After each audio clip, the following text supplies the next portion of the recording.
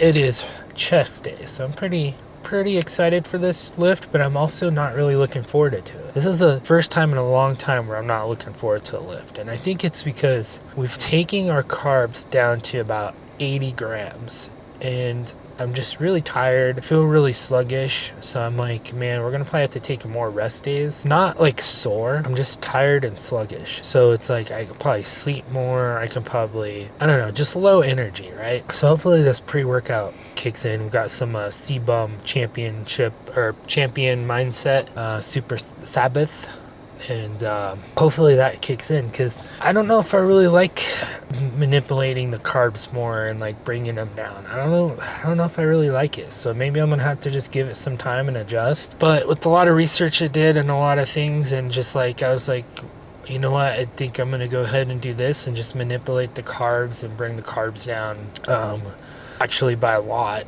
And we'll just do 80 grams of carbs and then keep the protein higher and then keep the fats about 50 grams. And we'll just see how we go and what we do from there. I can tell you right now, I feel super flushed out. Like I feel pretty lean. Yesterday I did 20 minutes of cardio on the Peloton, and then a total of 2 hours of walking. So that got us about 13,000 steps, I think it was. So it's going pretty well right now.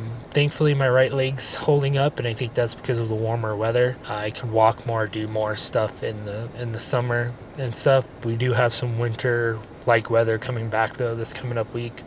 So that might put me down, but we'll just kind of see how it goes. So I think that really is the play, is just bringing your carbs down. But I don't think doing it for a long period of time, right? I think if you're trying to like shred out quickly for like in like 4 weeks, or meaning like, I don't know, 4 to 8 weeks, maybe it's good. But for long term, I don't know if keeping your carbs this low is a good thing. I just think your lifts become worse. You just risk more injury because then you don't have as much water and glycogen in your muscles. So then that's why I had to tone the weight training back more, like meaning how much weight I'm doing, right? So we'll just kind of see how it goes, and just stay on this. I upload all my stuff to ChatGPT, and along with progress photos. You guys can use ChatGPT as a coach, right? But I don't know if I necessarily believe ChatGPT in using the AI. So when I was doing that, ChatGPT is saying that my maintenance calories is like 3,200, and it's like, oh, by the way you look and how much muscle you have on, I think you're about 19 to 20% body fat. Then it's telling me that even 1,900 calories is super aggressive cut, and I should be dropping like 5 pounds a week. And I'm like, yeah, that's not happening, dude.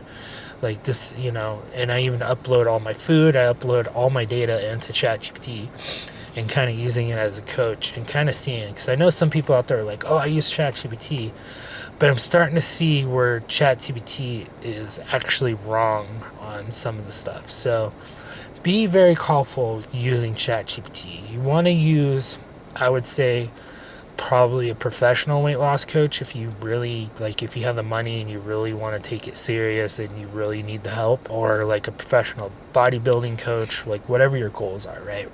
Because the way I'm like looking at things, and I've gone to school, I've done schooling for some of this stuff, and ChatGPT is it is wrong. So, and you want to go off your body as well. So meaning like, okay, I know if I'm at, for example, okay, it's been 3 weeks, I've been at 1,900 calories, I ramped up my cardio, ramped up my walking, I'm not losing now.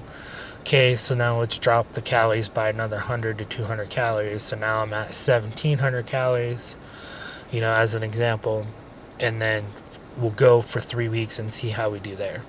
Now, when I was telling ChatGPT this stuff, and I was like, hey, I only start consistently losing 2 pounds a week when I go to 1,500 calories and doing all this, it's like, it just goes, well, that's not actual fat loss. That's just going to be lost glycogen in water, because you're already in such a super aggressive cut, your body's too stressed out, and that's why you're not losing fat, is because you're just too stressed. And it's like, no, like that's not necessarily the case, right? Because like if you go, for example, if we go to Africa and you have starving kids, right? For example, if you got them super fat and then took them back to the way they were eating, they're going to go back to starving. Like you're going to go and they're going to lose all the fat and they're going to go back to skin and bones, right?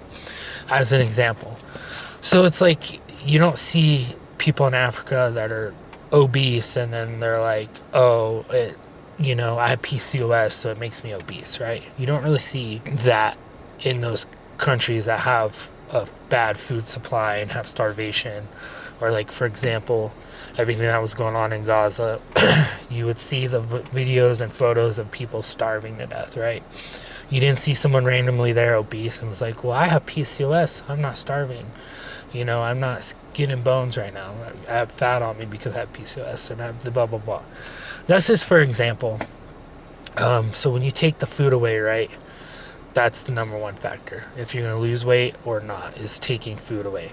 So same with like your dog, for example. You take your dog to a vet and they go, oh yeah, your dog's really fat. Do they sit there and tell you your dog has hormone issues, you have to put him on hormone therapy, that your dog has blah, blah, blah, blah, blah, blah, it needs to go on a crazy keto diet? No. Your vet's going to be like, hey, just start putting less food in his bowl, right? So the same exact thing for humans. So watch what ChatGPT tells you. I know I would really, what I really would hope is that I would really hope that a professional bodybuilding coach would test ChatGPT and then come out and make a video and tell us. I wonder if that'd be cool. I know that'd be cool if Jeff Nipper could do something like that as well, where he makes a video on like, oh, I use ChatGPT as my full-on coach and this is the results, and like, it would be interesting to see something like that. But anyways, let's go ahead and get started on this chest day. So we're gonna do pretty much just what we've been doing, but just not as heavy. So we're probably gonna do, I would say, I don't know if I'm gonna do incline benching today. We'll see how I feel. We'll see how we feel when we go in there. I think incline benching might be pulled out of today's training routine. I think today might just be maybe Smith machine, or just like some more easy machine chest workouts, and then call it good. So let's get in there and get started.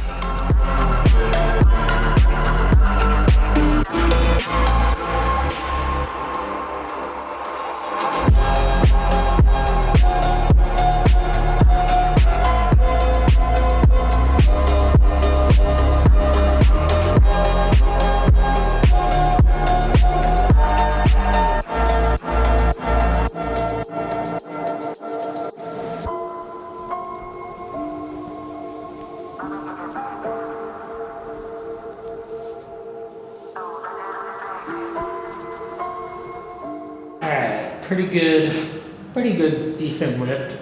So more of a chill, easy chest day, which I'm gonna have more of these kind of lifts instead of going like heavy, and then to failure. Like I still go to failure, but just with lighter weight. And I just don't want to risk injury when not having as much carbs in my system. And just, we've been dieting for 200 and some days. So I'm starting to feel the dieting fatigue pretty badly. So hopefully we can just, instead of doing any refeed days or anything like that, we'll probably just take more rest days coming up, and then we'll do, that's what we'll do, is probably just start taking a little bit more rest days coming up, and then just trying to keep pushing this to 10%. So we'll see if we get there. Hopefully by summer we're there, but I don't know. We'll have to just keep pushing and see how it goes as I keep manipulating my macros and adjusting my calories. Pretty good pump. See, like I feel and I look leaner, and you see a little bit more loose skin, but the scale is not changing much at all. The scale is still crazy. Like one day I'll weigh 208, the next day I'll weigh 215, the next day I'll weigh 212, and then the next day I'll be down to 208 again, and then the next day 216. It's very weird, and I just don't know if that too has to do with like maybe my water intake. But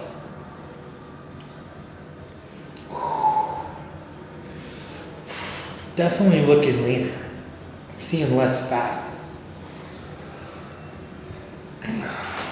So just gotta keep pushing.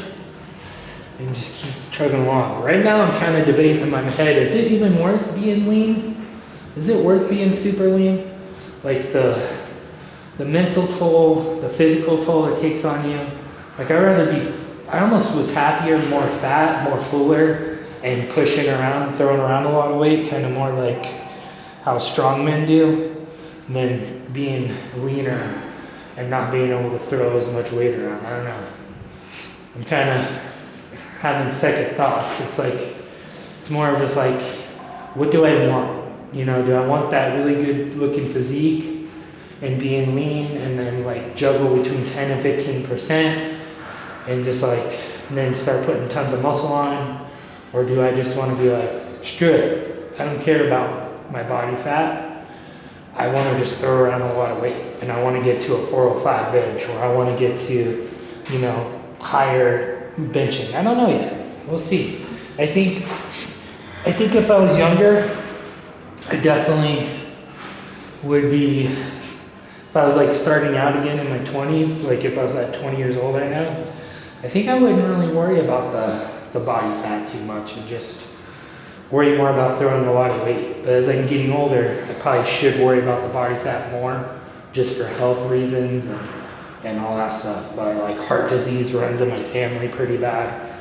So like my grandma had heart disease and my grandpa, they all have like leaky heart valves and all that stuff. So it's like I probably should worry more about the fat than throwing around a lot of weight. But anyways, that's it for this video. I'll see you guys tomorrow for back